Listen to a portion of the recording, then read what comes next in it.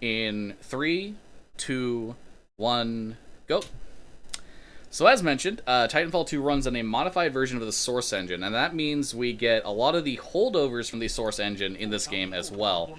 We're going to start off with a auto-scrollery section here in the tutorial level, and we'll be able to show off the two most basic but also most important things to going fast in this game, which is slide hopping and air strafing. And Viz can go into more detail with that.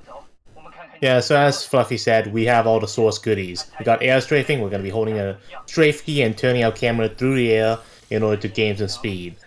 Next up, we got slide hopping. Slide hopping, the very good cousin of our good friend from Source, B-hopping. But instead, it's slightly better and slightly more forgiving, since we're going to have this slide friction when we land on the ground. So we'd have to be perfect with our jumps. This is going to be our main way to maintain speed after getting a slide boost. Fluffy's going to wait here for audio cue, and then run and grab the wall. You also might see, since we grabbed the wall, we have a fully featured parkour system in this game. So think of it as sort of a hybrid child between Half-Life 2 and Mirror's Edge in a way for a speed game. So coming up here, we're going to go to the target range, and Fluffy will explain what he's about to do right now. Alright, so what I'm going to be doing here is I'm going to be starting the reload animation of this pistol and then picking up the R201. This skips a reload animation as well as some dialogue, and lets me get through the segment where I shoot those training targets over there really quickly. Now, we're going into the gauntlet here. The gauntlet is a very famous thing. It has an in-game timer, as you can see. But the gauntlet, we just want to get through it as fast as possible. We don't actually need to like do it as intended, which is to kill like all the enemies. We're going to be making use of grenades here to do damage boosts to get through this as fast as possible. Make use of the EPG to give ourselves a couple more, and that was really good for a marathon. Not going to miss the trigger there either, so we're just going to skip some dialogue by going into the gauntlet, coming right back out, and that's about all the gameplay of the tutorial level here. Damage boosting, you might have noticed that I was basically holding on to the frag as long as possible. That does not kill you because we're currently in a simulation, so, you know, you take damage but you can't die. That will not apply when we get into the real game. If I did the same thing trying to do a frag boost in the real game, I would kill myself with the frag by doing that, so any further frag boosts are going to be attempting to get a boost outside of its kill radius. So I'm going to go for a funny glitch here. If I time this right, I think I did. So if I look around, yep, so you can see right here, the Titan is he's completely underground. He's actually completely underground. He's supposed to come in from up top, but if you jump on top of that indicator as the Titan is coming down at the right time, you can make him come in on an angle. And I got such a good angle that he was coming in straight up underground, so good done got that. That doesn't do anything, by the way. It's just a funny glitch. It's swag. It does not do anything for the run.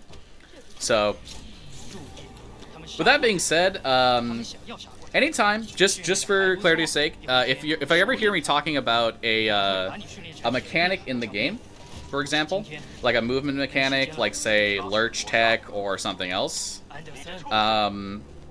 you can see me you can use the input overlay up here to reference that. So, for example, if you were seeing me air strafing, you were noticing that I was holding A or D instead of W. This game has a speed cap when you hold W, but you can subvert that speed back cap by holding A and D, and then moving your mouse to the left and to the right in a slow but steady fashion. So I'm going to mash the spacebar here. That does two things. Mashing the spacebar does one, it gets through the dialogues there as fast as possible. The second thing that it does is so basically in that little dialogue section, you're supposed to be able to select the difficulty. What occurred? Oh, okay. I don't know why the game did that. That was really weird.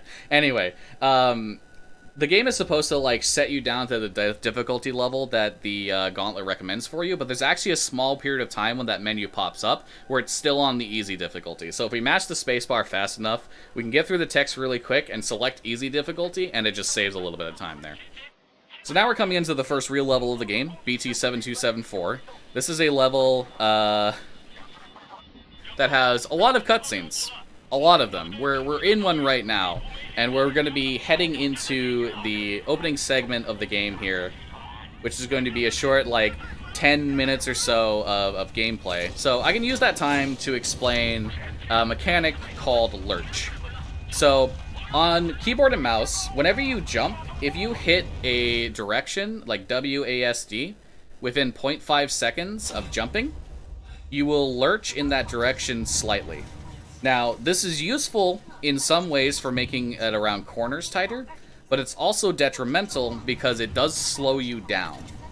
And obviously, as a result of, of this thing, lurch has its benefits and it has its negatives. So avoiding lurch is probably one of the biggest things for straightaway sections, but you oftentimes want lurch for tighter sections to be able to get around corners quicker. So we're coming into a bit of gameplay here. This will not last very long, but the goal here is to use slide hopping to get past to a trigger. So none of the grunts here are trolling me, that's good. Oop, I got trolled by the log a little bit, that's unfortunate, but we can just get around these specters here. Don't have to do any combat whatsoever. We're entering a trigger here, and now we are in the very infamous 18-hour cutscene here. So the 18-hour cutscene is pretty much the reason why we have in the community a category on PC called No Cutscenes, which is just any %, but we use pre-made quick saves to skip past large sections of dialogue or cutscenes. And this is the big reason. Effectively, at the start of this level, you have 5-6 minutes of cutscenes before you can get into the real meat of the game. Normally, this is where I would say, we can read off some donations, but there is something I do on my stream often, which is voice acting. Now, as much as I may not agree with it necessarily, everyone in the Titanfall 2 speedrun community seems to say I have a very good Kuban Blisk impression, so I just did it for fun, but now I do it to show off, I guess. Is that how you be egotistical? I don't know. Anyway, fun little glitch here. If you mash the left click here, you'll see Richter, the guy in front of us. His jacket will sometimes just sort of it'll just bounce around. It's very funny. You should be able to see it during this cutscene, but as I'm saying,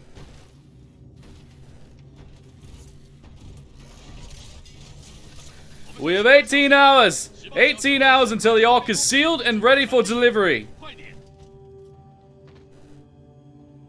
Oi, Richter! Leave the corpses alone, you sick bastard. We got a job to do, eh? We make corpses, we don't clean them up. Let's go! Alright, so if you've got any donations, or you want to shill the event, go right ahead. I do actually, we do actually have a $20 donation from Impia. No comment, but thank you so much. That puts us at $5,823. So we're getting there. We're getting there. Getting to vote those 5 digits. So, but if you have a little bit more time, there's one more thing that I can plug, but we can also yield back. Yeah, go ahead. All right. So one more thing I wanted to point out that I couldn't on the intermission earlier is that Califon also has a YouTube channel. So if you'd like to, watch all the old VODs or just see all the previous runs, then consider subscribing to Califon at youtube.com/Califon. Also, as I said, all the old marathons go there, and they're soon, and we're also uploading all the VODs from this event on there, so check it out. And again, do want to remind everyone, we're still here raising money for Stop AAPI Hate, which is an organization centered around addressing hatred and violence against people in the Asian, American, and Pacific Islander communities. So it's an awesome charity. Hit that donation link. But I think with that being said, I've said enough, and it's back to you. All right. So real quick, I just want to throw out for people who are watching the stream, if you see any buffering or frame drops, I've had internet issues for the past day due to a faulty modem. I was able to get the stream up and running. I'm very happy and thankful to the Califon staff and tech crew for being patient and working with me on this, so thank you very much for being able to let me do this run. With that being said, we're going to head back into it because the cutscenes are all done, we're all over, and we're going to head into the first section of BT7274. Now this first section is very interesting because throughout the course of the run you usually have a double jump. But for this first section of BT, you won't have it, and Viz can go into a little more detail with that. Yeah, so our jump kit right now is sort of calibrating to us because we just got it from Lastimosa, who unfortunately just died died right there and gave us control of BT, making us an acting pilot. So right now we are having to move through this level with only a single jump, meaning we can't cover our mistakes or cover great distances as we would normally in the game. Because now when we jump, we ain't coming back from that unless we really, really do something amazing. So there's a large amount of committal here as Fluffy's going to go through these sections, climbing up these walls, doing very well so far. So it's a very interesting missing because this section plays not like anything else in the game, due to only having a single jump but still having the rest of your pilot kit, such as your wall running ability. Here's a section called Death River. Fluffy's gonna get through here and hopefully not die. Usually it's a very scary section, especially for new players, but Fluffy managed to go through that relatively cleanly. As we come up through here, we're going to meet a good friend, our Prowlers. These guys are built like tanks. They are, I don't know what they're made of, but they're made of something I want armor made out of. So we're going to come into the ship because we need to pick up some batteries. So BT's a little bit sleepy and he needs to pick me up, so we're going to get him some batteries, a little bit of kick in the step, right on through, mega slide down, and after we pick up this battery, we're going to run into our first instance of a slant boost. Anyone want to talk about that?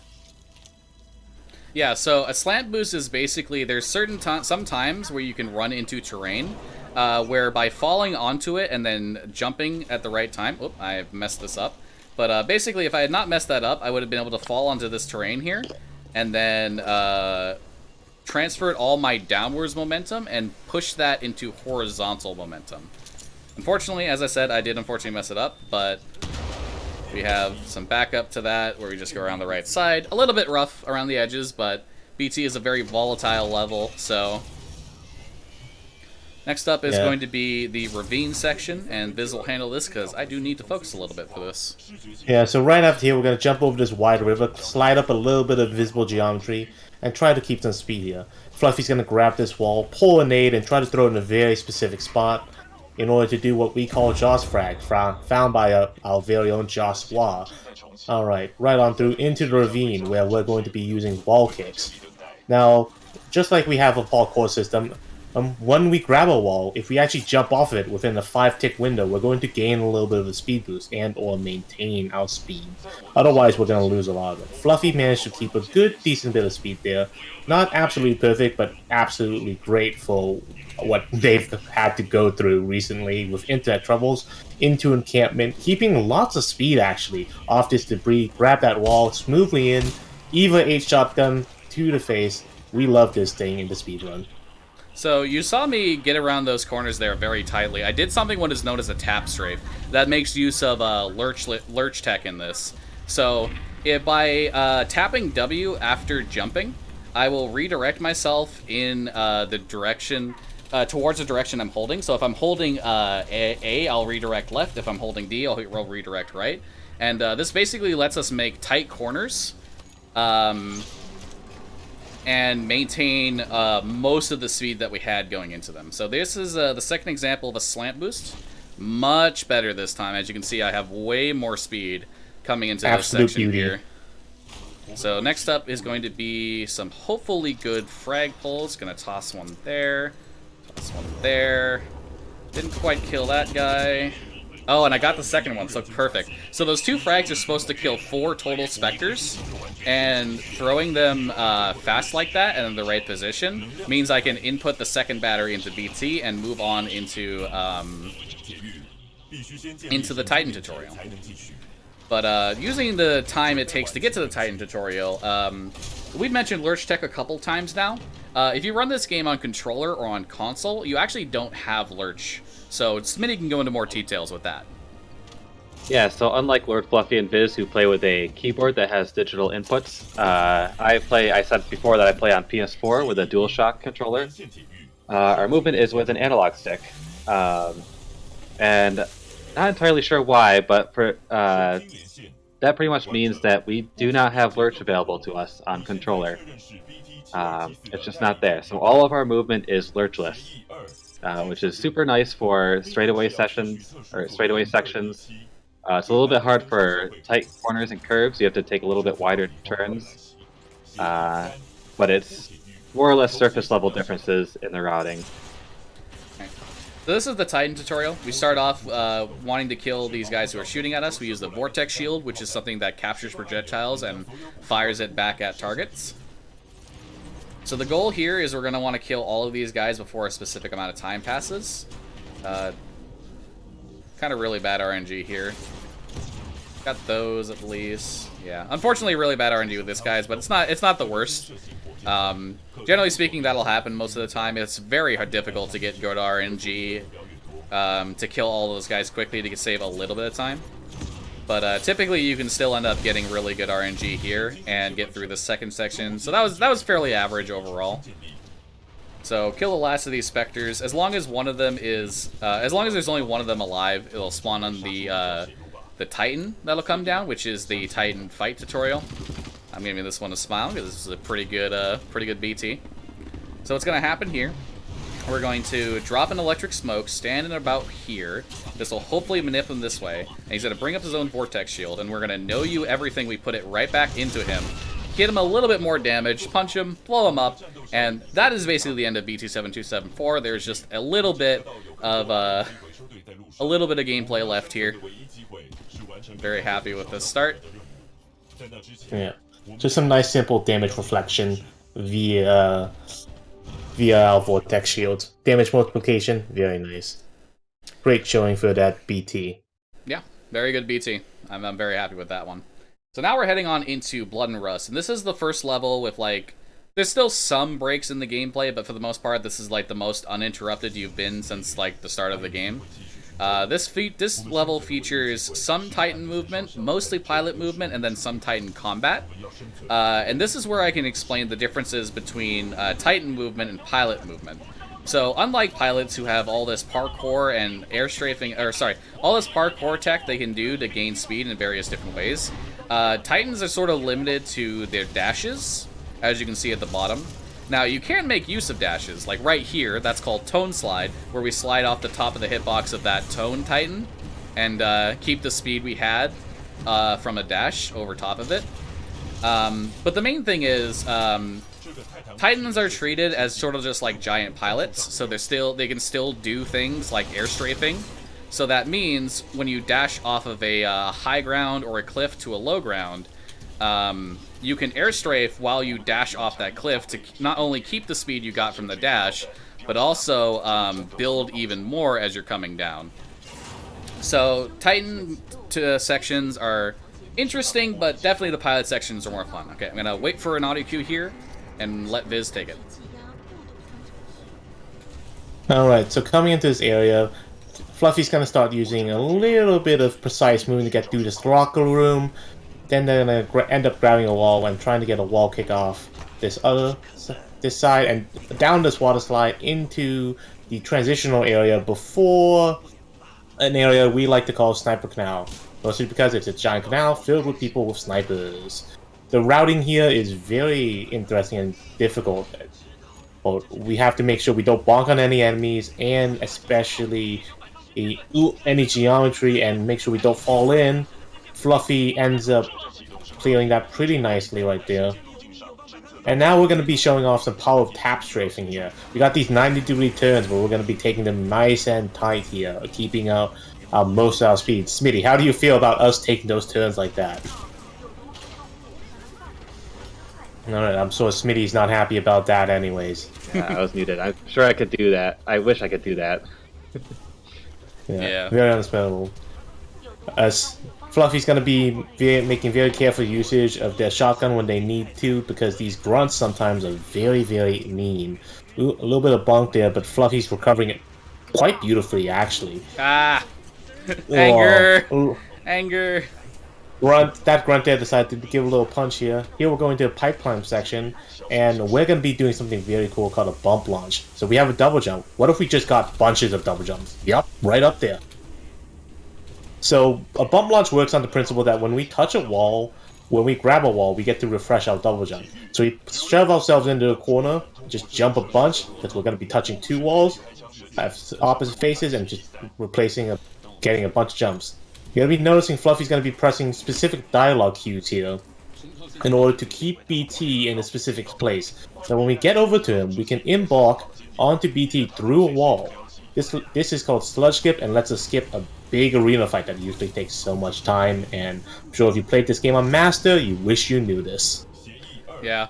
It's so easy for runners who have done this game for a long time, who have done that skip for a long time, to not really think about how much time sludge skip actually saves, but it is like quite literally 3 to 4 minutes. It is a lot of time.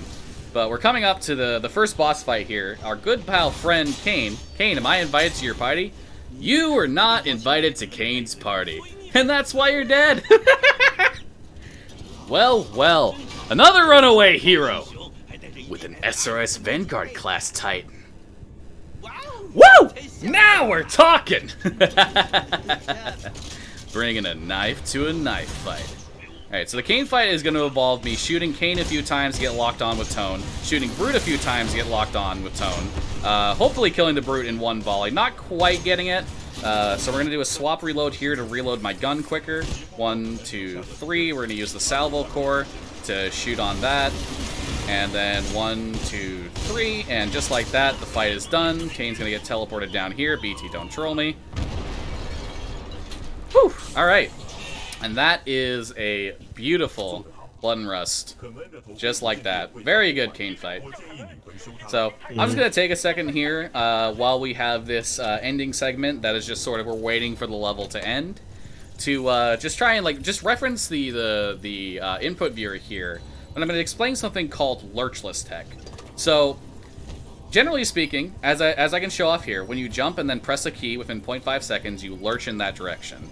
This also applies in a way if you're holding that direction when you do a double jump. You see you'll sort of like jump in that direction. So lurchless tech is really good in this sense. So if I hold A and D, I don't incur that side jump that I get on a double jump, nor do I incur any lurch in the process of releasing one key and going to the other one. So lurchless tech is very good for PC runners to not incur lurch in a lot of segments where you want to do multiple double jumps and multiple like straight line back and forth strafes. So lurchless tech is something relatively recent, but also super helpful for the community. That being said, we're now on to Into the Abyss 1. This is a stage that is almost majority Titan movement. This is not my favorite stage in the world, and it's mostly this one trick that I was having a lot of trouble with, which I seem to be somehow better at now. I don't really understand, but mostly what you're going to be seeing here in this level is I'm going to be dashing off of high ground to the low ground, maintaining the speed of a dash for as long as I possibly can. I screwed up a little bit there by hitting that wall, but that's fine. And sometimes you will see me, I will hold W, A, and D when dashing off of a ledge. Now, holding W, A, and D is the same lurchless tech that I mentioned, but it also applies to Titans. It means that I can keep moving forward, but then also let go of W and then either A or D, get air strafing while in a Titan and not incur any lurch, because Titans do also get lurch. So coming up here is wall boost, and I'll let Viz handle this. Yeah, so wall boost will be dashing at two particular spots, trying to get in front of this heavy machinery that's pushing us. Here we go, pushing. I made it, but I panicked. No, I think that was the completely correct call. I think you might have just barely died, honestly. Up here, we're going to go to door clear, where we're going to swap to a loadout called Scorch. The Scorch, the AoE king here, so all we need to do is kill these 3 Titans right here, and ipso facto, there they go, fire everywhere. On to basically the last section of movement, we're going to finally disembark from BT and get a little bit of taste of pilot movement here. Tight corridors, a little bit more tap strafing, using cloak to make sure we don't run into enemies too early. If we do, we have our EVA 8, our trusty EVA 8 right here. Grab the wall, right on over. We're gonna press this button, fall into this abyss. Don't worry, we deactivated the kill plane here. Yeah, so pressing that button deactivates the kill plane as said, and it saves 2 seconds by hitting that button and then falling straight into the abyss there. So now we're coming up to Into the Abyss 2. Now, Into the Abyss 2 is actually really cool because, like, oh, messed up a little bit. So, you know, you can get this platform momentum. You can conserve the momentum you have on platforms, and, like, you can see how fast I'm going. Like, look at the speed I have right now. This is, you know, I'm zooming, I'm going crazy. None of this matters. Absolutely none of what I just did matters in the slightest. Because this stage is an auto-scroller. Yeah, indeed. When you load into this level, there's a global timer. Well, not necessarily a global timer, a global cycle that starts, and we're gonna start to see the mechanical insides of this global cycle as Fluffy rounds this corner after killing these guys. You see a bunch of this heavy machinery moving these giant platforms. Well, those platforms are the global cycle we're trying to chase here, and the first one's just left. And we're gonna have to beat it to the place it's gonna get to, but even if we beat it, nothing to do there. Unfortunate. Wasn't a little bit too far to the right to the left for Swaganos. So that was supposed to be like a really cool example of momentum conservation with moving platforms. Unfortunately, didn't quite get to make use of it. So instead of that, we'll just do the basic, but also the safest Told Spice route. So this is Told Spice route, where we come up over here onto this rocky face, and we use and follow this rocky path all the way to the last platform of the assembly line, which is the area we have to wait for anyway. This was found by Told Spice, as the name implies. And honestly, if you're ever going to speedrun this game, I definitely recommend learning this route as soon as possible. This is just safer and honestly easier by a wide margin than doing the entirety of Into the Abyss 2 normally, because it is you do have to usually go through all of this and like all of this stuff, but you know, that's lame.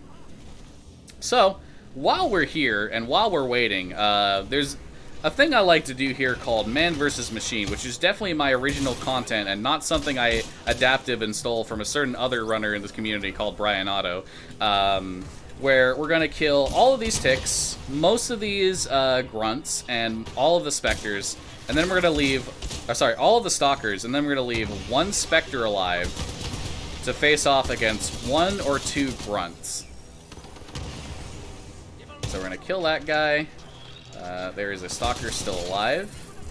A stalker here. There's one guy left, so I'm going to kill one of these stalkers.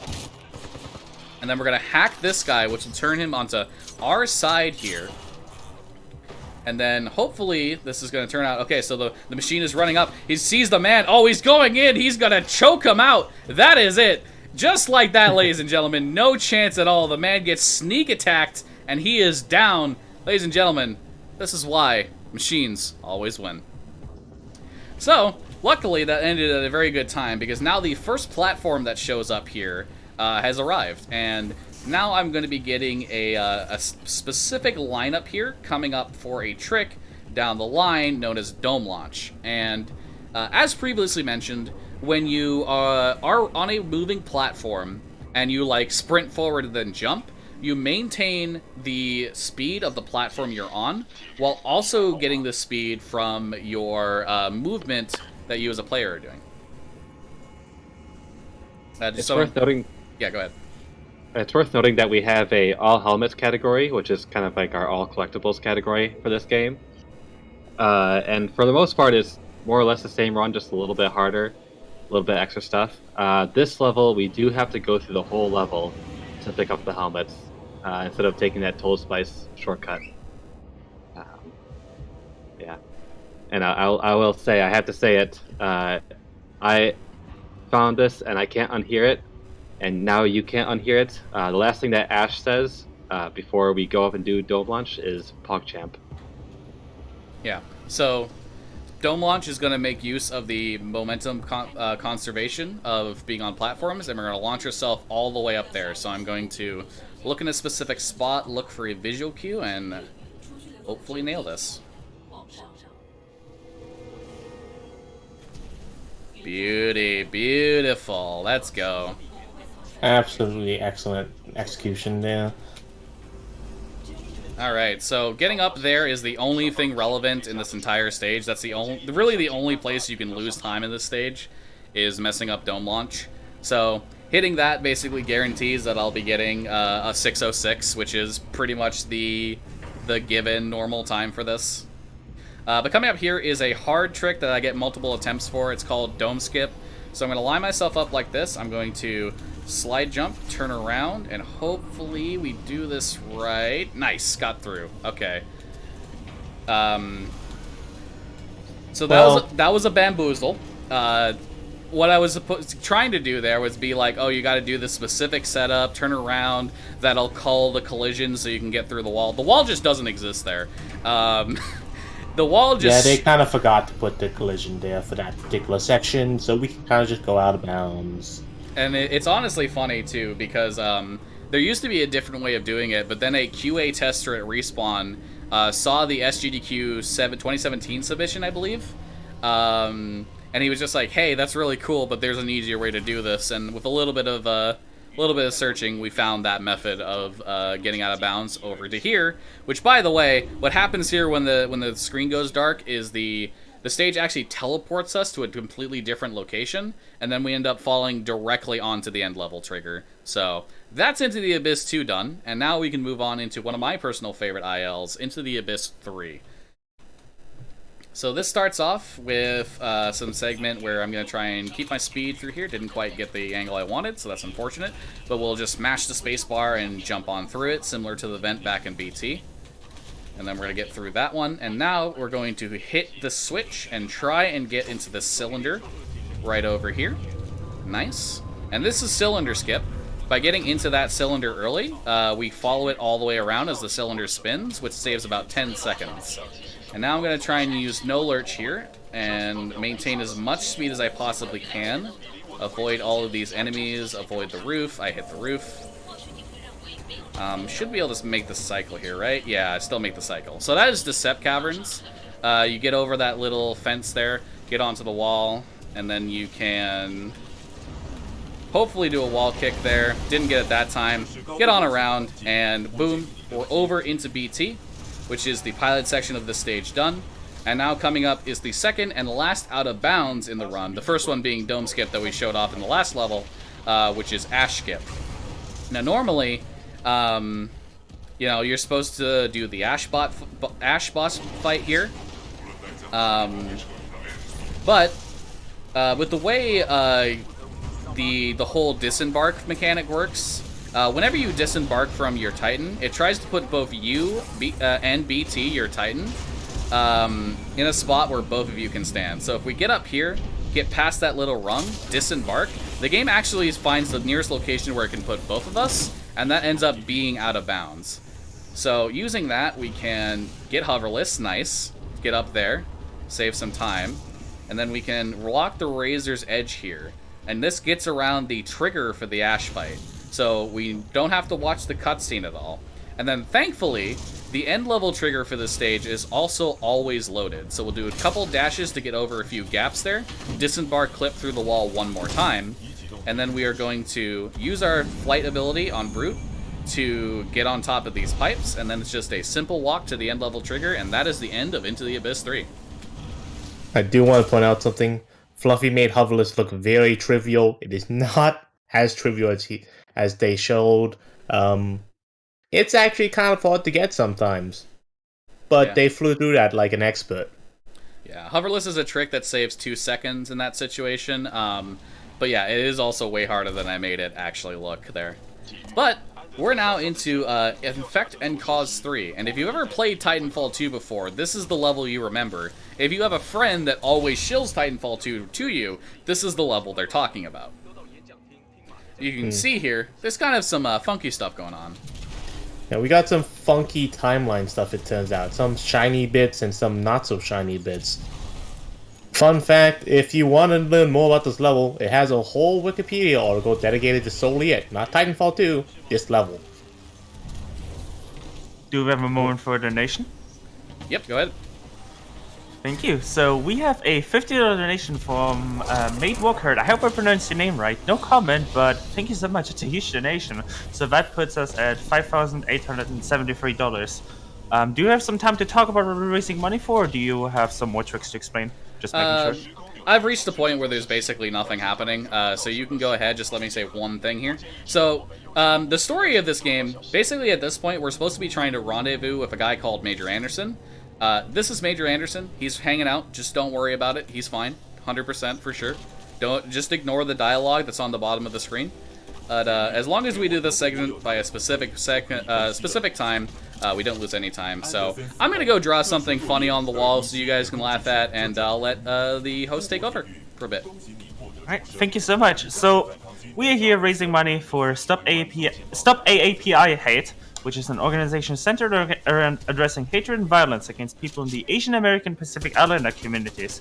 So to explain a little bit what we're doing, so in response to the escalation of xenophobia, bigotry, everything that's been happening against these communities resulting from the COVID-19 pandemic, the Asian Pacific Planning and Policy Council, the Chinese for Affirmative Action, and the Asian American Studies Department of San Francisco State University launched the Stop AAPI Hate Reporting Center on March 19, 2020, and they track and respond to incidents of hate, violence, harassment, discrimination, shunning, and child-bullying against Asian Americans and Pacific Islanders.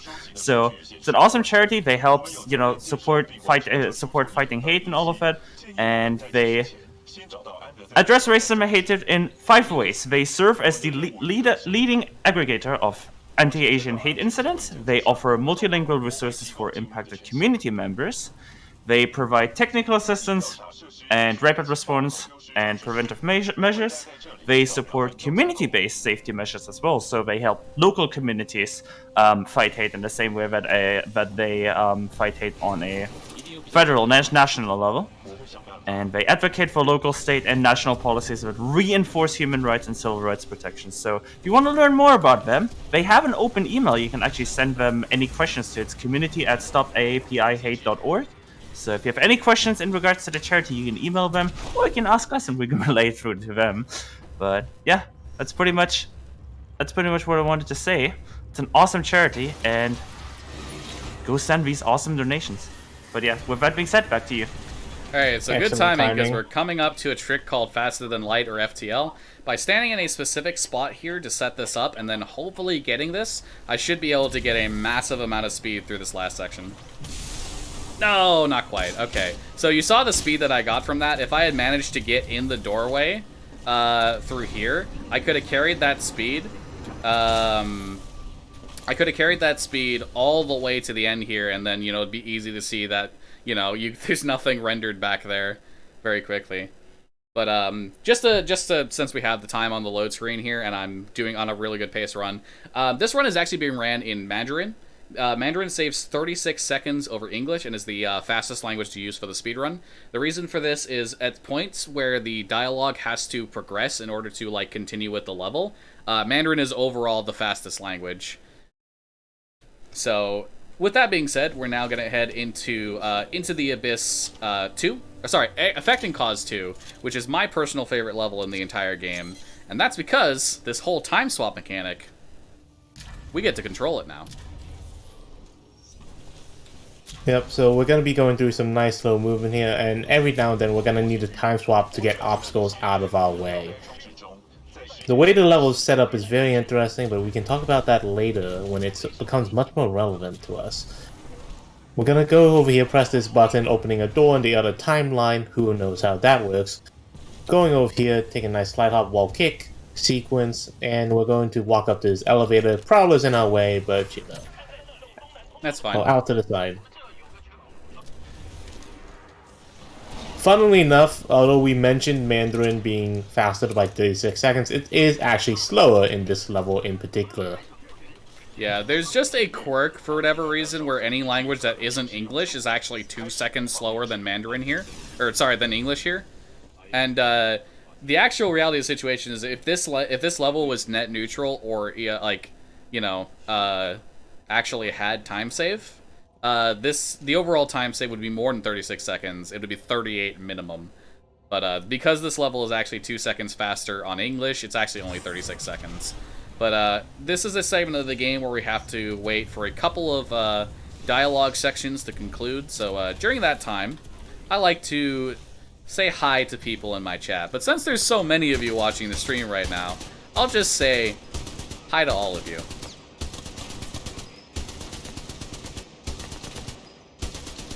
Hi, chat. How you doing? Hey, stop that. Hello. Stop that. No, don't ruin it. Oh, right. Throwing a fire star ruins that. Well, May I mention something? just one sec. I need an audio cue. Okay, go ahead.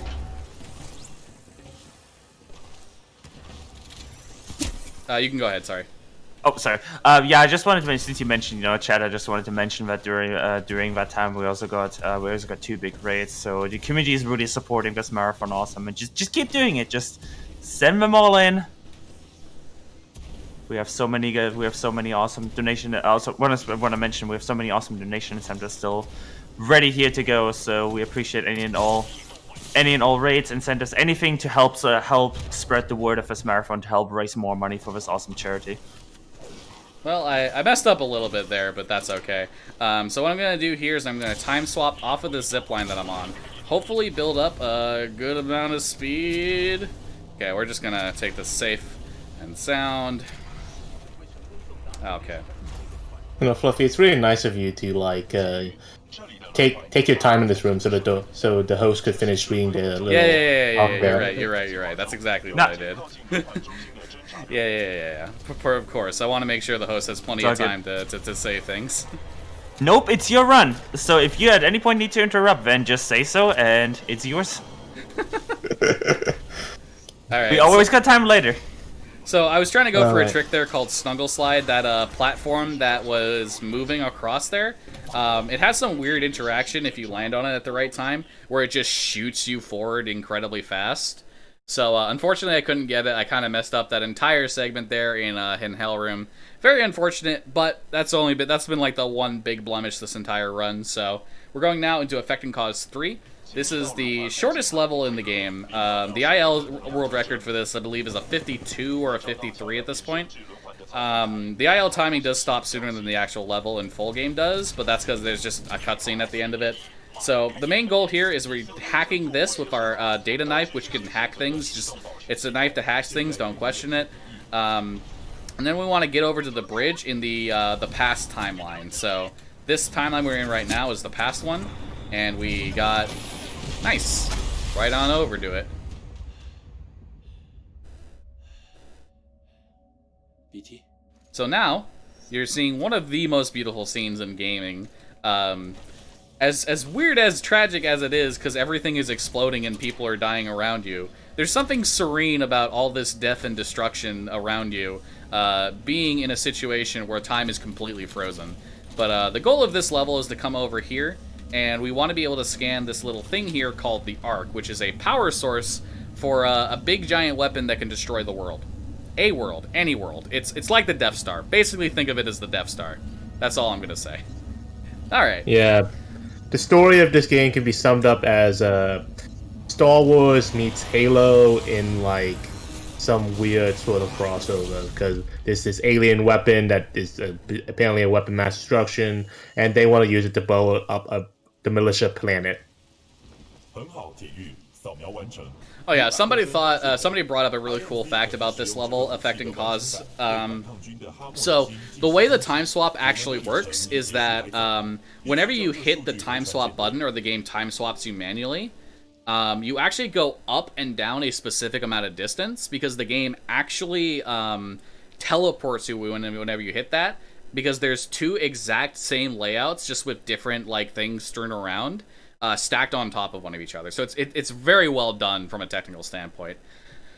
But we're going to head into Beacon 1 here. We'll be closing the Save or Kill the Marvin incentive at the end of this level. So if you got any last-minute donations for that, you can get them in right now. Please kill the Marvin, please. So we're going to start off. The beginning of this level is unfortunately a bit of an auto-scroller. It's kind of just an auto-scroller in general. You can lose time on it. It's another one of those levels that's just difficult to save time on. We want to try and maneuver our way around these rocky faces here. Okay. Interesting. So we might not have mentioned it, but the level BT7274 has has a lot of geometry that is very accurate to a lot of hitboxes is very accurate to the geometry. This level, not so much. This level is very much just like, geometry is a suggestion for the hitbox. Alright, and so the goal of this level was basically to get over here, kill all of those stalkers, and then start coming back towards BT, where BT is going to be standing. And the goal of this is attempt to despawn the rest of the enemies around, and this will end up skipping a large portion of dialogue in this level, and hopefully I get it. There we go. So when BT says threat neutralized, that means I've successfully skipped the combat section here, and skipped a whole bunch of dialogue, which saves a large amount of time. I was a little bit slow on it due to some weirdness with my movement, and the rock faces being a little bit weird too. But, here we go. We're going to get on in here. We're going to disembark out of BT. And once BT starts talking to Captain Cole here, we're going to close off the incentive. So, close it off now. Alright, so let me just refresh right quickly just to make sure, just in case there's any absolute last minute donations. But it looks like Kill the Marvin has won with $85 to $20 in thanks due to a $50 donation by this saying, at Fizzy, wherefore? Just to explain that joke, that's kind of an in-joke in the Titanfall 2 community.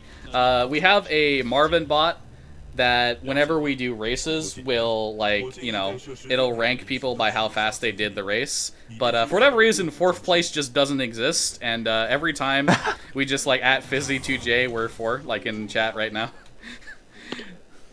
So. Do you have one more moment? It's fine if not. No, sorry. I'd like to keep going for a little bit because there's a lot of stuff to talk about plenty of time after this level. Yeah, plenty of time after these next 2 levels, so. Okay, so I'm going to go into this level. This is the Beacon 2. Viz will handle the commentary here because I need to focus. Yeah, Beacon 2 is a very dense pilot movement level, very difficult. One of the most highly optimized and contested ILs in the Titanfall 2 speedrun community, much beloved as well. Here we are, we have many hallways, many walls to kick off of, so this is basically a test of your fundamentals. How well can you wall kick, how well can you tap strafe, how good are your strafes, everything. Next up, right here, we're going to be picking up the softball and immediately taking a death warp. Softball, it's a sticky grenade launcher, so we're going to be using that for damage boost. We're setting up for a trick here called Kill Room Skip. Instead of going into a room where we need to kill some enemies, we're going to be going around the entire map, skipping it with a... Ooh, just barely missing it. Missing it the first try, but you know, a couple of tries of KRS is still going to be saving time against Kill Room itself. KRS is a very difficult trick, almost like a proving ground for a lot of new runners coming into the game, proving that they are in fact good at their fundamentals. There we go. And here, Fluffy showing off their KRS, doing very well there.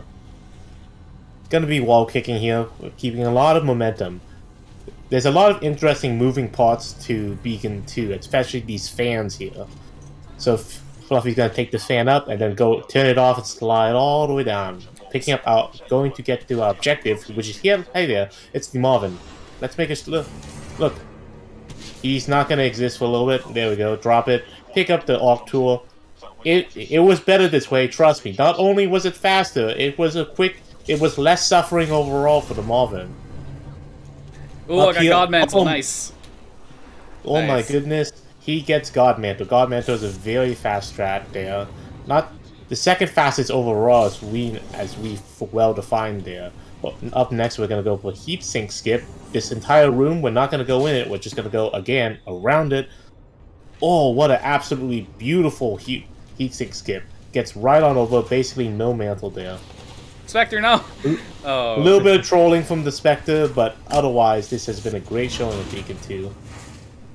Gonna get pushed by this fan, gonna have so much speed going into this next section.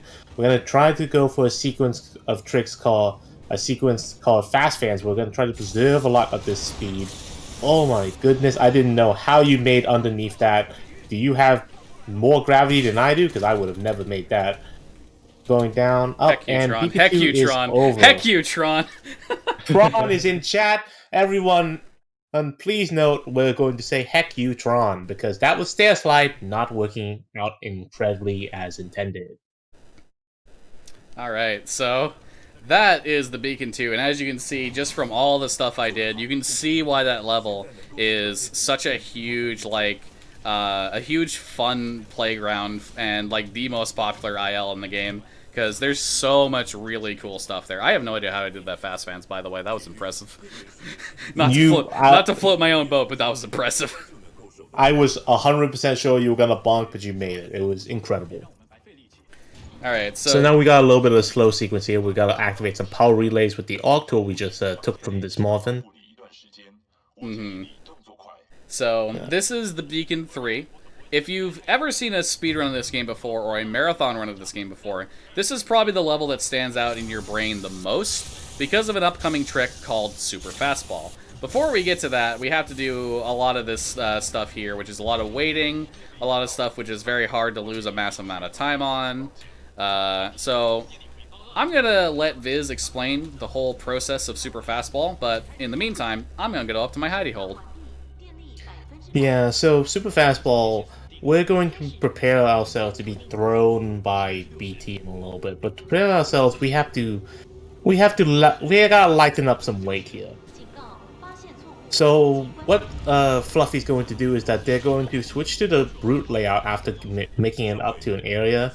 They're going to use hover, and then they're going to get themselves stuck underneath some geometry and disembark. Normally you can't disembark while you're hovering, but if you do, what happens is that the game essentially gives you a gravity reduction, what we call moon boots, and we're going to use this to our advantage in order to do Super Fastball. But now, we don't have too much to talk about as Fluffy makes their way up using Ronin. So we have a short break for like something really short. Yeah, if you have like if I pop in there? If you have like a really short donation, go for it. I don't have a donation right now, but I do have a quick announcement that we have a new incentive open. We have for the rolled out run by Helix. We have a hard level showcase incentive that just opened, so it'll be $500. It'll be at 10 a.m. tomorrow on Saturday. So if you can get $500 for that incentive, then Helix, they will be showing off the hard levels and rollouts. So go get your donations then. All right. So as you can Please see, do. I am currently jumping higher and falling slower than I did before. This is Moon Boots being active. And combining this with a frame-perfect throw out of BT's hand, which we do just by holding space, for the record, it's not actually hard, we can get a whole bunch of height and then carry all of this momentum, hopefully, into a beautiful thing known as Super Fastball, so hopefully enjoy. So he's going to be taking very specific strafe patterns here and very specific spots to jump off of, trying to maximize their distance and momentum usage here. And go for this wall crane, this wall kick off the crane. Gets a beautiful one. So far, so good, and it's absolutely beautiful. Gets it right to that wall where we're going to start moving to the next section of the game, where we have to get to the terminal over there to pick up the module. Say hello to our good friend the Grab Stars. These things are basically miniature black holes, and they're gonna send us flying right on over to the dish over here so we can pick up this module. This is an absolutely the top-class showcase of this part of the level so far from Fluffy. It's a huge time save on this, especially because you don't have to go up to the control room and move the dish over. That's extremely slow. Yeah. Next up, Fluffy's going to set up something called Poverty Zip List, found a setup made by our very own Sway Louie. Very consistent. Not as fast as just sending it, but it's much more consistent, and Fluffy's going to try to maintain the speed all the way through to the end of this section here, so that they don't have to grab the zip line at the end. Let's see if they can make it. It's going to be, it feels like a little bit tough. Fluffy's going to probably take the, safety wall kick over there, but they send it right on over. This was about as well as it could have been for a marathon. Now we're going to go for some enemy clear on this dish fight. I'm going to let Fluffy catch their breath while I commentate this for them. Here we are. We're going to be switching to Expedition here, using our punches and our missiles. Make sure you... Thank you, Smitty. Thanks, Smitty. Smitty found that fight optimization right there, and we always pay our respects to Smitty. Thank you, Smitty. Yeah. So this You go. So this fight is something we don't have to do, but it's a little faster to do it anyways. We're going to be making big use of spawn manipulation. So Lord Fluffy is looking in specific spots to get enemies to spawn in specific spots and kill them quickly. After we're done with that, we're waiting for a bass drop to kind of come through the music. And once that's done, once all the enemies are kind of killed, BT is supposed to throw us again up towards the top of this dish to replace the module. But that's slow. He only throws us like halfway up. But this is a usually understated, very big time save right here, because we can just get over to the support structure on the side and just spam jump and get up this little crevice right here and get right up to the top of the dish without having to wait for BT to throw us. Yeah, so, yeah, this skip is very underappreciated, but it does save a massive amount of time. It is possible to do without Moon Boots, but Moon Boots just makes it a lot easier. And oh my goodness, I am just sending it right now in this Beacon 3. I'm feeling myself, dude. I'm feeling myself. Alright, so, next up here is going to be a sequence of Titan combat. First off, we're going to see the iconic scene. BT catches us, we give him the good old thumbs up, and then he understands. Thumbs up back, bud. Thank you, BT. Alright. We're heading into the last section of this mission. We're going to be in BT here. We're going to be doing some Titan combat.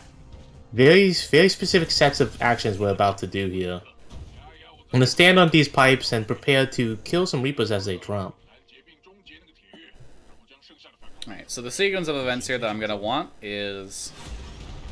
So, 1, 2, 3. 1, 2, 3. Wait for a specific part of the audio cue here. Hold out an arc wave, and then dash forward. I didn't miss this one, so I'm just going to melee it 3 times. And then 1, 2, 3, 4. Didn't quite kill it, missed some bullets. That's fine. We're going to swap to the Scorch loadout here. We're going to look in a specific location, stand in a specific location to spawn manip. Spawn manip, as mentioned before, is important for getting things to spawn where you want them to. Gonna light these up with a flame wall. Nice, I got them both to dash forward. They knocked me back. That's gonna be a little bit oof, but I should be able to kill this relatively quick. Okay, the Brute's just giving me a perfect opportunity here. He's not gonna mess around, he's gonna fly. So a little bit sloppy, but overall, pretty good overall. Then I'm gonna come over here, I'm gonna aim down and stand myself in a specific spot in that half circle of grass. And this is Richter. Richter is a boss fight that is typically done in the community with the Ronin strat, but hopefully I get this really good. There's a faster but slightly less consistent Scorch strat, so we're going to Flame Wall, shoot, use our ult for our gas trap, run up to him and use our Flame Shield. And I should have probably kept using the Flame Shield there. I did get the glitchy animation because he was using his core, but overall, if that fight goes well, he'll insta-nuke eject. And it ended up being about 3 seconds faster than the Ronin strat. A little bit bad luck there and a bad decision at the end, but overall breaks even. And as a whole, that was, whew, that was I'm plugging on my sword for you right now. That was an insanely good Beacon 3. I'm very, very happy with that Beacon 3. I mean, I barely get that good at Beacon 3 sometimes. Anyway, this is a long sequence of cutscenes, so if you have any donations or something to shill, now is a great time to do so.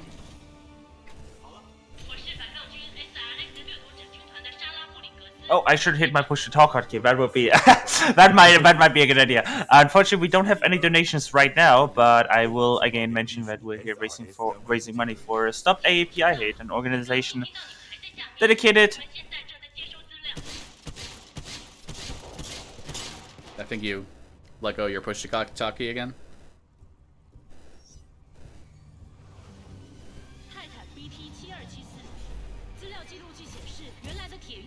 Hello, did I die? No, You're no. It Okay. seems like our host did die. Well, as we all know, stop up.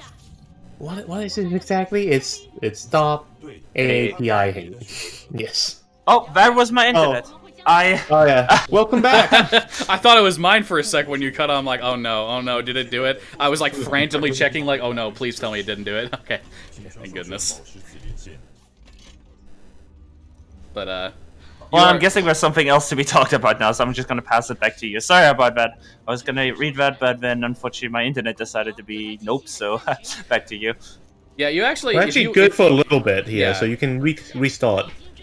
Yeah. Oh, that's awesome. Thank you so much. Mm-hmm. Yes, apologies for that. My internet just decided to just break there suddenly. I tried to reconnect to Discord. I had like the voice break. Anyway, so we're here raising money for Stop AAPI Hate, which is an organization centered around addressing the hatred and violence against Asian American and Pacific Islander communities. So if you want to help, these people to not experience, racism, hatred, all of that because of for example, the COVID-19 pandemic, it has been a major source of all of that. Then you can either type !donate in chat, or you can use the bio link that's below the channel if you scroll down, if you're on the main Califon page. And that money, just want to point that out, that money all goes straight to them via Tiltify, so Califon doesn't see a cent of that. And also, this isn't actually mentioned anywhere in like documentation, but it's commonly known, and this is true, because they are a charity. Your donations may be tax deductible, so keep that in mind. Your employer might even do donation matching, all of that. So keep that all in mind. And also, I do want to point out that if you want to help support Califon itself, if you want to make sure that Califon can continue producing these awesome events for you all, then all subs and bits, they go directly to Califon to help support further events. So maybe like a Prime sub going around, that could be awesome too. That could be a couple of dollars, helping to make sure Califon has all the resources needed to actually put on these events in the first place. But aside from that, yeah, don't really have much more else to announce. So back to you. Keep sending these awesome donations. All right, Alright, so we're getting right into the meat of Trial by Fire here. so Trial by Fire. Go ahead. Go. Alright. Trial by Fire is a very Titan combat heavy level. It's very difficult. It has a lot of high level decision making you need to make and a lot of resource management. Fluffy's going to have to search for these Titans to kill, hoping that the second wave of them will drop soon. This is a escort mission in reality. So we're going to have to make sure the path of the person we're escorting is going to be clear. Second wave's dropped.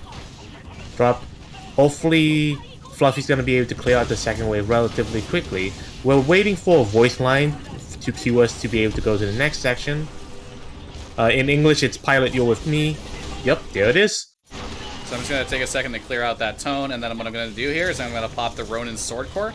I'm just going to send it. I'm going to hope that Sarah gets through. I do feel like I killed a lot of them. So we use the Sword Core, we deal a little bit of damage to this Legion and kill that Brute. And then we're going to come over here, and the thing about Trial by Fire, it's a very unique level because it focuses a lot on things that you wouldn't normally think about, which is Titan movement and Titan core management. So having core in the right spots is actually very important for this level. So I'm going to come over here, activate my Sword Core again, kill some grunts on the ground. And then we're going to wait and right about here. When this guy is vulnerable, we're going to Sword Core him twice, take him out. Swing our sword again, build up some more on these guys. And we're going to make use of the swap reload technique here. So we're going to use something else called a tactic cancel, where if you bring up your tactical ability on certain classes, after swap reloading, you'll get rid of the animation of you bringing out your weapon and allow you to fire much quicker. So Sarah is right here, which is really good. This was a little bit rough around the edges, but ultimately was not actually that bad. So we're going to be riding this elevator almost to the top. Fluffy's going to be timing a hover to hopefully get over the lip sooner than the elevator would. Then going to be immediately switching to Ronin. So here they go. Up. And ooh, right on up there. We're going to swap to Ronin immediately core. Ronin core is very special in the fact that it gives us dash recharges like no one's business. So we're going to be going fast as all we want. Alright. So right about moving here, on through. This is another one of those core management segments. We purposely drain the rest of our core right here, and we throw an arc wave to hit two of these guys as they come up. We head forward, use our core, the rest of our shots on that guy, and that'll build up the rest of the core we need to get a second sword core. Unfortunately, we do have to go around this Ronin because he's being very sad. Very rude. Very rude. A very rude dude. And we're going to carry this sword core as far as we possibly can. Get around that brute. Nicely done. So we carried the sword core as far as we possibly can. At this point, it's just a straight shot to the end level. This had definitely some problems. I didn't have the greatest clear of the opening segment with the Titans. But pretty good final segment, and Sarah was very cooperative. Sarah is the person we have to escort to the elevator, and thankfully she was like right by the elevator when I was all done clearing everything out of the way. So, with that being said, we'll now walk up over here to the end level trigger, and we're going to be heading on over and into the next level, which is the Arc. Now, there's a minute or so, minute and a half long cutscene at the start here. So if you have any donations to read out, this is a good time to do so. Menu Fion. Oh yeah, good point.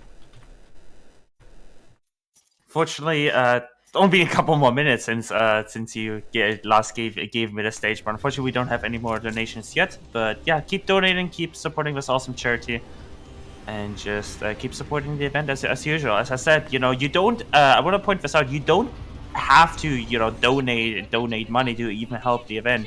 If you're streaming, rating the event to spread the word also helps. If you have time, if you have any resources we can use, then anything helps really to just make this event possible. So I just want to point that out. All right. So you may have heard Viz mention to me to menu for Ion. So there's a strategy against the boss fight in this level that uses the Ion Titan. But throughout the course of the 80% run, we don't actually pick up the Ion Titan loadout. So what we end up doing, because it's allowed, whenever you reach a stage for the first time, that stage is unlocked in the mission select. So we allow runners to quit to menu and then choose mission select and select the Arc, which will load you into the level and give you the Ion loadout. And as a result of that, we'll be able to do the boss fight strat later against this guy, speak of the devil, Viper. The perfect mix of anime edge and just straight up cool guy. Visual clear. I've got good tone. Alright, so this ship's gonna blow up here, but we're gonna look up to the top right of the screen here, and BT's gonna stand up, and he's gonna start waving at us. Hi, BT. Hi, BT. Hi. Alright, so I'm going to need some quiet here because I'm going to be doing a trick called Barker Skip. I'm going to be using a frag boost to jump from one ship to another. And I do need an audio cue for this, so just give me a second here.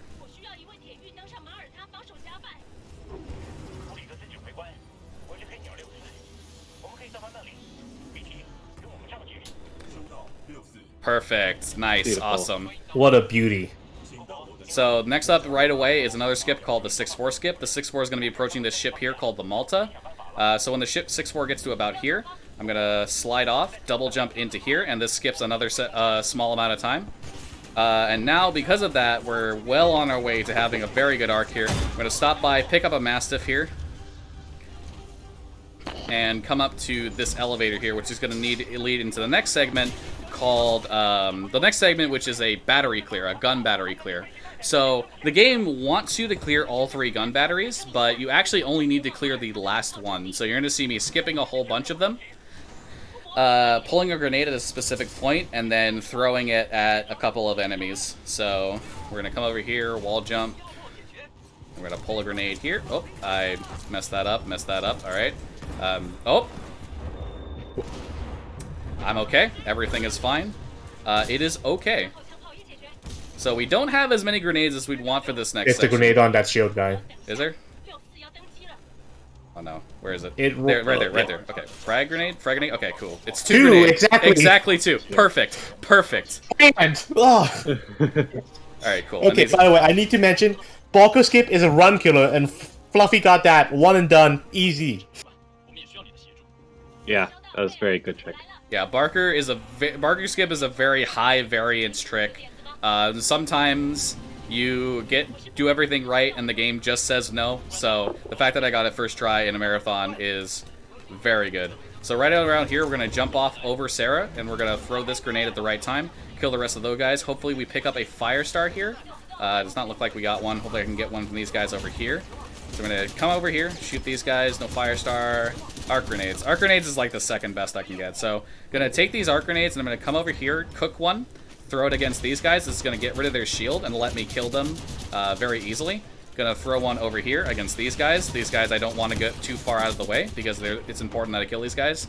Then I'm gonna come over here, shoot these guys, and hopefully if everything goes right, the 6-4, the mercenaries that came off of the ship that you might have seen, they'll kill the rest of them no problem. Yeah, perfect. Perfect rune clear. So we just gotta hope that Gates doesn't troll me. Gates is trolling me. Come on, Gates. Come on. Okay, there she goes. Okay, cool. So that leads us into one more segment. So while there's nothing happening here, I might as well explain that the Arc is pretty much the single most hated... Sorry, acid reflux hidden for a second there. The Arc is probably the single most hated stage in the entirety of Titanfall 2 speedrunning, and the reason for that is just how much of a run killer this run is. There's so much variance with Barker and 6-4 skip that can mess you up. There's multiple different ways that the level can soft lock. There's multiple different places that the level can crash for seemingly no reason. This stage has a fall timer, so if you fall for too long, it'll kill you. And sometimes the fall timer bugs out and kills you even if you're standing on solid ground.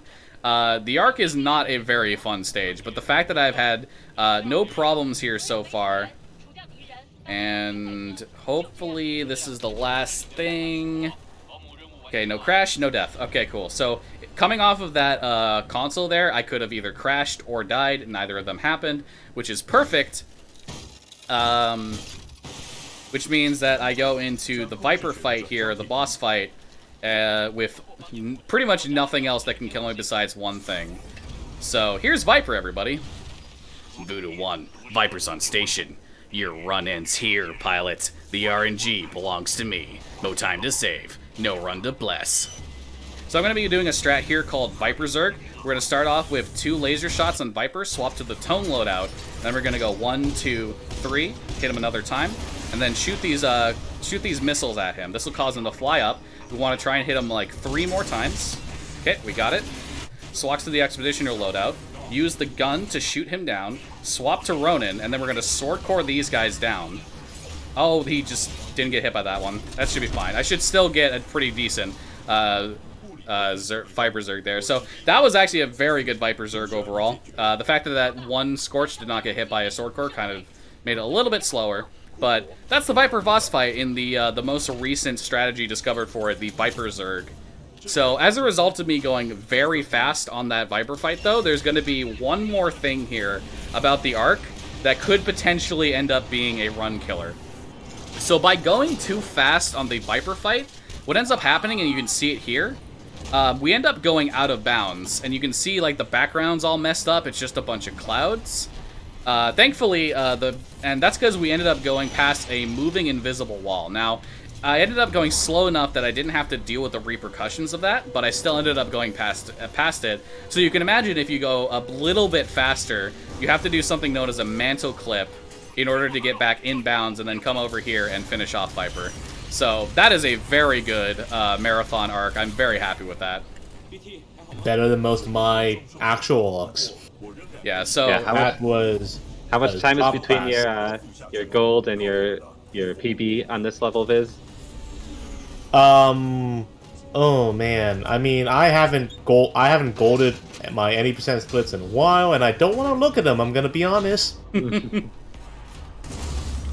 Alright, so the rest of this is just sort of a auto-scroller section to the end. It's about 1:55 of following BT, holding the W key. Nothing really interesting happens, but we're going to be coming up here on the final level of the game after this, the Fold Weapon. And during that time, I will be doing some more Blisk voice acting. And we'll be able to, you know, close out the run. And hopefully everything will go right there. But something I do want to throw out is, while this run has been going on, I've been timing it myself. Just because I can have live split in the background and not worry about it. Coming out of Trial by Fire, I was only 8 seconds behind my personal best. So this run has been very good up until this point. And I might honestly end up even with my PB coming out of the arc. So this might be a PB. I'm not saying it will be one, but it might be one. You've been playing White on Fire, much like the ship. Yeah, speaking of, we just picked up the Ark, as mentioned before, which is the power source of the super planet-destroying weapon, the Fold weapon. Is this a gold? Is this a gold? Oh my goodness. Wow, it was 0.2 off of a gold. Wow. That Fluffy, is... you know the best part? If you PB, you have input overlay, so it's valid. Exactly. I can submit it because of this. It's perfect. Alright. So we're going into the final level here. Here comes some voice acting. Ladies and gentlemen, your problems are not my concern. Once you have delivered the Ark as per your contract, your payment will be transferred. Just have my money ready. I'll get you your precious cargo, you useless neff. Oi, Titan! You're gonna open up and give me what I want. Voice command. Not recognized. Let me just rip it out of him. We can't risk it. The Ark's unstable. Listen, hero. You have what's mine, and I want it back. Go on. Tell your Titan to open up. About what? His feelings? Still trying to be a hero, eh? I have a lot of dosh running on this contract, my friend. So tell your Titan, if he doesn't open up, I will shoot you in the head. Pilot in jeopardy. Ocular systems, marginal. Cannot visually acquire pilot. Stand him up. Do you see him now? Right here. Right here. Yeah? Do you see him now? Functions compromised by severe. I don't care how broken you are. I know deep down something's still working there. Now open up, or I'm going to shoot your pilot in the head. You still remember numbers, don't you? I'm going to count to 3. 1, 2, 3. Now, that wasn't so hard, was it? That's the problem with teams. If you don't win together, you die together. Now, if you pay attention to the right side of your screen here, you'll follow Blisk as he moves, and he's underground. So, this game was not designed with high FOV in mind for the cutscenes, which is why you can see a lot of silly things out of bounds. Epilepsy warning, by the way. If you are epileptic at all, please look away from the screen. I will let you know when you can look back. But please look away now. There will be a lot of flashing lights here. Nice try, love. Say goodnight.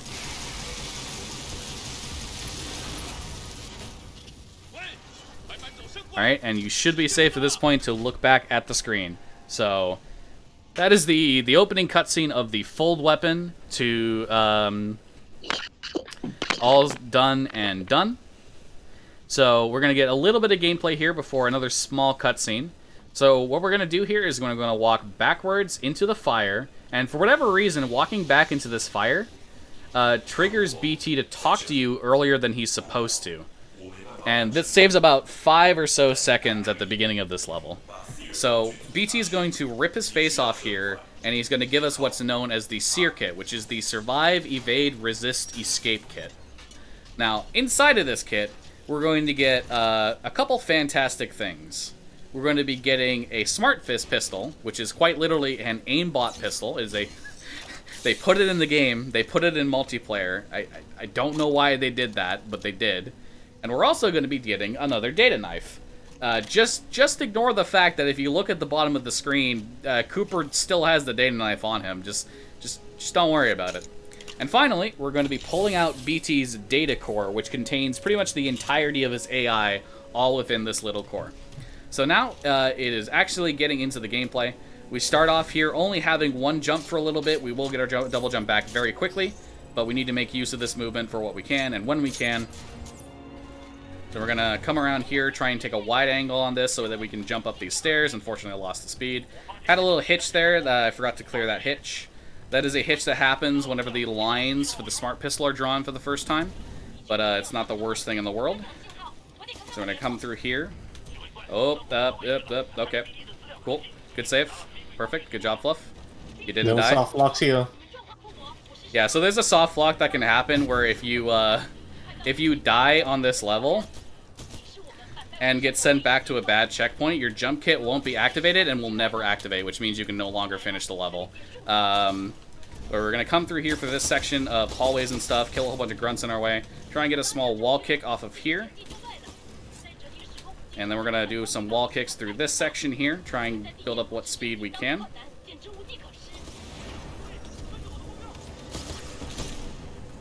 And coming up is another difficult segment here.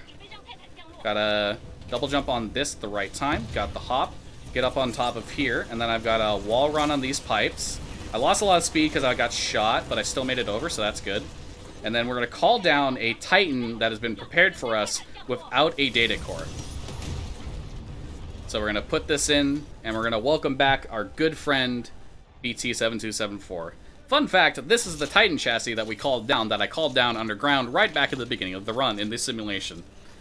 Yeah, you couldn't see it, but it was there. Alright, Viz, I'll let you take over here. Alright, so in this section here, we're going to be embarking from BT on from behind. That just saves a little bit of time. We're going to be swapping to the tone loadout, and we're going to do what our favorite thing to do in the Titan, core building. Building up this core, working it out, do some crunches.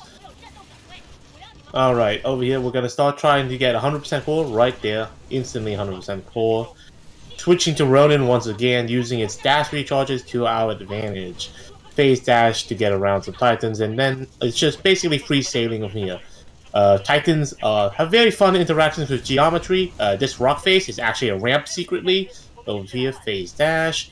And this door, this geometry for this door, it has a special reaction with you. It does not exist. And right on over into this corridor over here. We're gonna just kind of slide hop through, shoot some enemies so they don't really shoot us as much.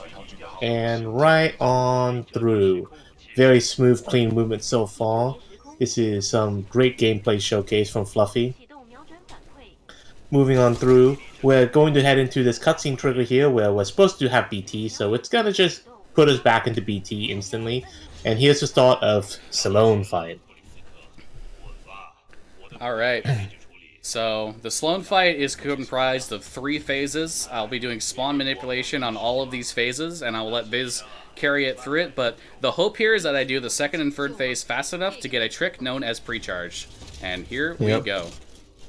So very specific set of amount of damage we want to do here. Fluffy's going to use Scorch and try to DPS Sloan down enough so her first phase, she'll go away.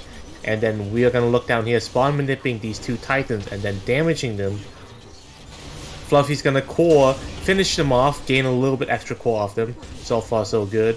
Shoot that guy, hopefully deter him away. Manip Sloan down there. She's going to laser core. We're going to throw all of our possible DPS. Switch to Ronin. She's going to teleport out. We're going to hop 4. Use it on these Reapers as they come down. Kill all 3. Killing 3 of them progresses us to the last and final phase of Sloan. Sloan's gonna spawn. She's gonna laser core once again. Rinse and repeat without damage from a Scorch. Swap to Ronin. Finish off with the shotgun. Use sword core right before we interact with the arc injector. That way we get something called Andy shot. But we also got what I believe when we open up. First off, Andy shot. Sorry, we got this gun. I popped off there because I got pre-charge. Yeah, no, it's very understandable. This is some excellent pace. This pre-charge, we have Andy shot. Andy shot, look at this. We've got our gun out. We're not supposed to have our gun out. Hello, Apex fans. I'm really sorry, but your game's about to become a fan game. So, the thing here is, because we have our gun out, we can actually fire it when we're not supposed to. And we can kill Blisk in this cutscene. And here's the thing, for some miracle case, killing Blisk does not crash the game, it does not softlock the game, it doesn't brick the game. It actually just skips 33 seconds of dialogue. And I killed Blisk early too, which means I got 34. On top of that, I got something known as pre-charge, as I mentioned before. So, pre-charge, as you can see here, looking into the arc injector, if you start pulling out, try and pulling out the arc injector before the PA system says the line, full weapon power sequence at 97%. These lights, as you can see in the arc injector, they will be lit up. This skips 11 seconds of needing the arc injector to power up. Now, as a result of this, that's a total of 45 seconds of time save in this cutscene sequence here. And I want to just throw out, if I nail this escape sequence, this should be a PB for me. So, Yes! I will call when time is coming. Time is coming at the end of this escape sequence, but I would like to request quiet time for me, because I do want to try and pull this out.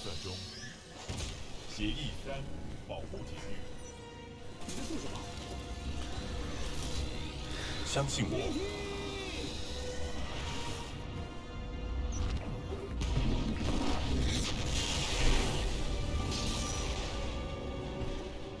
姑婆，我们刚失去 BT 的讯号，只差一点。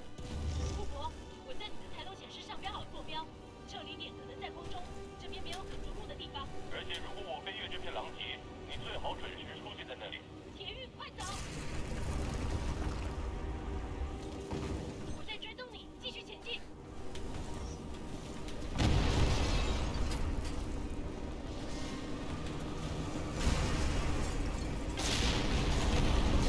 Time is coming up very quickly. Time! I did it! Let's go! Oh yeah! Oh my goodness! Oh, let's go, dude! I don't know what that is, RTA, but in-game time, that is a 1:22:48. Dude.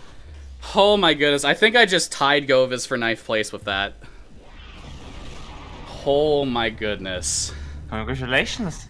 Wow. Oh my goodness.